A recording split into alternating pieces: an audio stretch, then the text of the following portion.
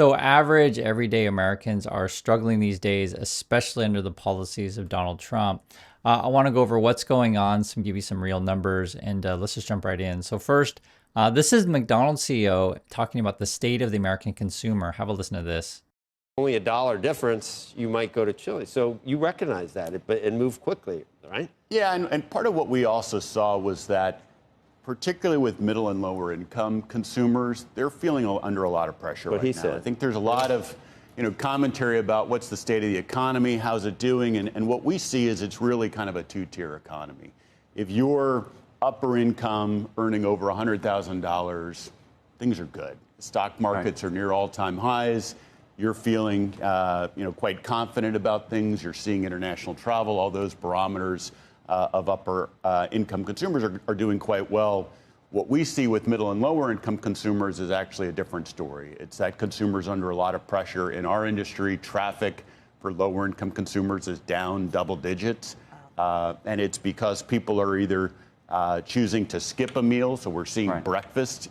People are actually skipping breakfast, or they're choosing to just eat at home. And so for our business, which has a significant group of consumers which are in that middle and lower income. So we're talking about people in America skipping breakfast, and you can just hear him say here, it's a two-tiered economy. Essentially, you have people over 100K, your guests doing okay. People middle and lower, not so much. And this is, again, from a McDonald's CEO, and they would know. They have a good sense of what the American consumer is up to. You also see it in the latest job report, right? This is in the Wall Street Journal. Dismal jobs report fuels expectations of faster rate cuts, but it is tough to do. I'm talking about rate cuts because if you cut too much, you're going to have a massive risk to inflation. So chances are we're probably going to go into a stagflationary environment. That's been the talk, right? Here's another one, stagflation, 5 signs that the economy's worst case scenario is inching closer. So high unemployment, high interest rates, low growth, right? These kind of things. And then you got Trump president declaring war on basically American cities. It's frankly awful out there. And I know it's not fun to talk about this stuff, but I do want to talk about this in a realistic way. And listening to what the McDonald's CEO has to say about the current state of the economy really gives you an insight of what's going on. Because again, he has a wide perspective because McDonald's is a massive franchise, as you guys know. Do you find yourself, tiering different products though? Meaning saying to yourself, okay, there's going to be a lower income consumer, and we're gonna have this product for them. But then we have a luxury consumer that's walking in, and we're going to charge them, a premium price for some kind of premium product. Yeah, we call it value ladders. So there would be something that would be an entry price point for someone who's looking for something that maybe they only have a few dollars in their pocket. So what can I buy for a few dollars in my pocket? And then we try to offer more premium items as well for somebody who's maybe able to spend more money. But because it's a two-tier economy, do you not get the benefit of wealthier people trading down that you might in a generalized economy or economic downturn? We don't see as much, again, because that wealthier consumer right now isn't feeling under a lot of pressure. This isn't like what we saw in the Great Recession where that consumer, everybody was trading down. Right now, again, if you're upper income, you're feeling pretty good about things. And so we're not seeing as pronounced a trade down effect this time around. And I think a lot of this is related to the Donald Trump policies, right? It's more beneficial to wealthier, hurts the poor, which is essentially like his MAGA base. And, I try to be nice about it, but to say they can't see it. They can't see that they're voting against their own interests, which is frankly crazy, right? Essentially, Trump will distract them and say, oh, let's just get rid of the, black and brown people, and then your lives will be really great. Oh, yeah, that's so great. But it's not appearing in the numbers that their life is getting better. And I think things are even get more worse as I'm seeing slowdowns now for middle income, right? So, for example, this says IT unemployment fell in August, but the tech jobs market is still shrinking. So yes, percentage of unemployment may be a little bit better, but overall amount of jobs is not there. And it was interesting because this is a description. I'll read it. It says the unemployment rate in the information technology market, job market, fell to 4.5% in August from 5.5% the prior month. However, there are still fewer jobs available for tech workers, especially those who don't specialize in artificial intelligence. And remember, Trump, he pushes this AI stuff. So the whole tech is to, train these robots, algorithms, et cetera, to ultimately replace workers. And Trump's like, oh, we're all going to get rich off of that, but it doesn't really make sense. Essentially what it is, only a few people will get rich off of that stuff. As the middle class disappears, you have a bigger gap between rich and poor. Someone in the community actually wrote a comment, which I hadn't heard before. It's funny. This is coming from Captain Moltz. They say, the best quote I have heard is that the AI won't replace workers. It will replace workers that don't use AI. That's pretty funny. But, OpenAI right now, and I talked about in prior videos, they're trying to push this whole certification thing, meaning that everyone needs to learn to use their technology, and they want you to all subscribe to their technology to theoretically become more, productive, whatever that means, because, AI is not quite ready to do everyone's job. But it will ultimately replace people, and then Trump will brag about cryptos and stuff like that. There's also this issue. So we're talking about the two-tier economy, right? That's the McDonald's CEO mentioned it. So people are, say, cutting breakfast. Another thing that Americans are doing is basically not repairing their homes. And this is actually a major issue in the US. So I can't speak to Canada or in Europe or, places in Asia. And for those, in other countries, please share your thoughts in this one. I'm just would like to hear. I don't know. But in the USA, it is a massive problem where people just don't have the money to fix their places. Let me read a little bit and illustrate this. And again, we're talking about a two-tier system in the USA. Aging homes are crumbling across the US. Should the government pay to fix them? And to give you an idea, it says according to the National Association of Home Builders, the average age of the US home is 40 years old, okay? Up 31 years old 15 years ago. So it's just homes are getting older, right? Homes tend to be the oldest in the Northeast, Mid-Atlantic states, and among the Appalachian Mountains. Repair costs are rising, and homeowners face $100 billion in needed maintenance. And then basically, people aren't fixing their homes. They don't have the money. Here's another example. It says this is like a individual person's example, and they kind of describe it, their situation. It says, meanwhile, another water leak in the kitchen has caused the floor to buckle and become covered in rust and mildew. The problem in the kitchen also degraded stove, causing the local gas company to cut off service to her home. So things can get so bad, I guess, doesn't even have gas. She said coming up with the money to fix the problem became impossible because after she retired last year due to chronic weakness. She also has a son who's 37, lives with her, right? Has autism, and I guess they get $1,300 a month from Social Security due to his disability. And it says that's about half of their combined income pays $1,000 a month mortgage and utility bills. So their income just barely, enough to get by. And then there's no extra money to fix things. When I see these kind of things, I'll be frank, guys, it upsets me because I know how much money, Trump wants to pour in the military, or he'll talk about building the Golden Dome things. So that's what they've been talking about lately, is like they want this big missile defense stuff. But it's all a big grift. You just funnel tax dollars into building weapons that we don't need.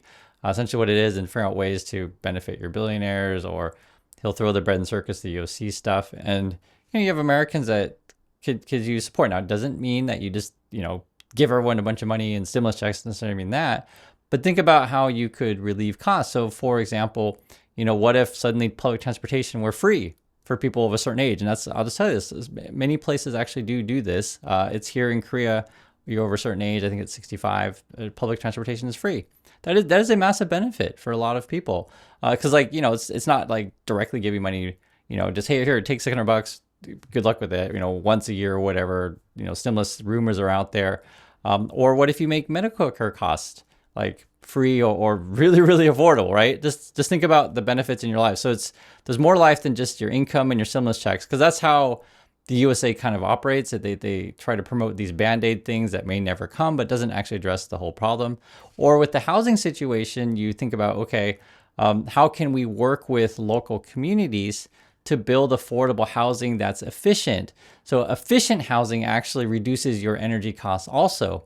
And then how can you come up with clean energy, right? That's also, you want to work with local, for example, in the Northeast, what we talked about recently with the wind turbine thing, which is the whole concept was you build this thing that's clean, it's sustainable, it'll bring down energy costs for people. I'm just talking about just realities. And I think what's frustrating for me when I talk about this stuff every day, it feels like our current leadership, or sometimes you could talk about leadership on, in other parties or whatever, aren't necessarily connected to regular people enough. And I think this is sort of why I think it's important to just talk over what's going on in your life and just literally from our community, what I see in the news and what I'm sharing with you, and talk like real people. It's not about campaign slogans or, zingers of like what kind of names I can insult someone else. And I understand YouTube's all about, crying all the time and, come up with the best names to call people. But I don't think ultimately that helps anyone.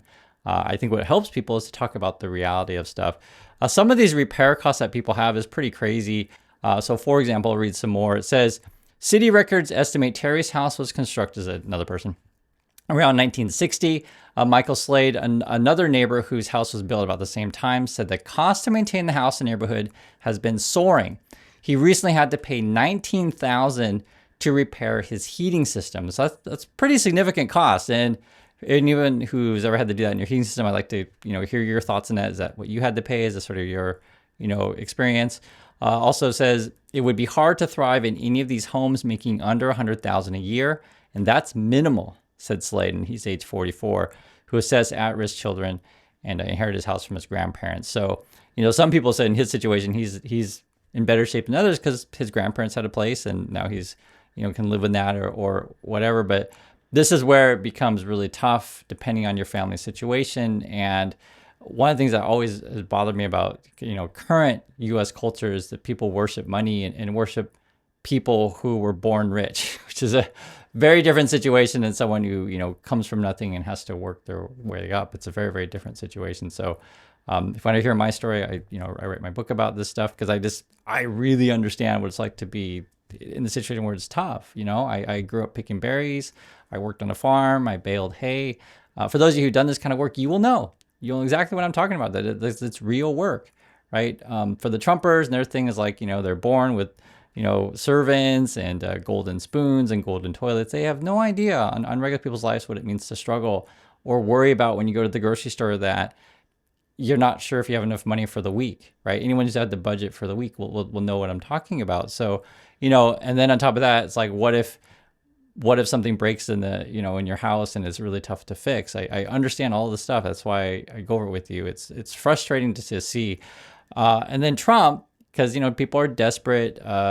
He'll come up with some grandiose plan for his TV show. Basically, it's all a TV show for him. And now the talk has been, and this is the headline here, what Trump declaring a national housing emergency would mean. So there is a world out there. Well, Trump's going to say everything's an emergency and I'm going to do all these emergency war type stuff to fix housing. But what's going to probably end up being is, okay, how can we, take over federal land? How can we drill more oil? Because essentially that's what he's always talking about. Oh, we need to get more land, drill more oil, and that'll help everyone, right? How can we loosen regulations so you have, dirty water, dirty air, all this stuff? He doesn't really care about regular people. He's all about, and he's at the end of his life too, right? He's all about TV show and stuff like that. Let me read a description of it.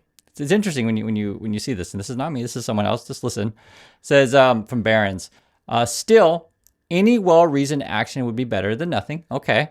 According to the Builders Trade Group, 75% of American households can't afford a median price new home. I mean, this tells you the story, like just the people's incomes and the cost of stuff doesn't match. 75% of American households can't afford a median price new home. Let's read a little bit more. On the other hand, that means there could be ample public support to smooth the way for any popular policies that ease this crisis. On the other hand, any lasting solution will necessarily be multi-pronged and take time to implement. That won't fit neatly into a flashy press conference, which could be a hard sell for a president who prefers quick home runs.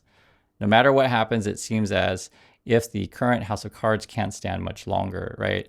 And the stuff that I always tell you guys every day, not everything is necessarily political, right? So it doesn't mean everything that Trump does is absolutely awful and everything that, another party does is absolutely awesome. I don't really speak in that way. I just speak in like realities. And when you talk in this way, you're more able to solve, problems. Like the same with the McDonald's person. And in fact, the McDonald's CEO, he would probably benefit if he's just thinking about himself personally, right? If he's like, me, Trump, cut taxes for billionaires, just me, right? But not necessarily everyone needs to talk that way or thinks that way. The best way to have a sustainable and stable society is figure out ways that everyone can benefit. Doesn't mean everyone's going to be billionaires, right? That's probably not going to happen, but you got to come with a system where you do look out for your neighbors as a collective. And if you look at the Trumpers, they're all out scamming, running their Ponzi schemes here. Trump's crypto dealings now have the perfect cover.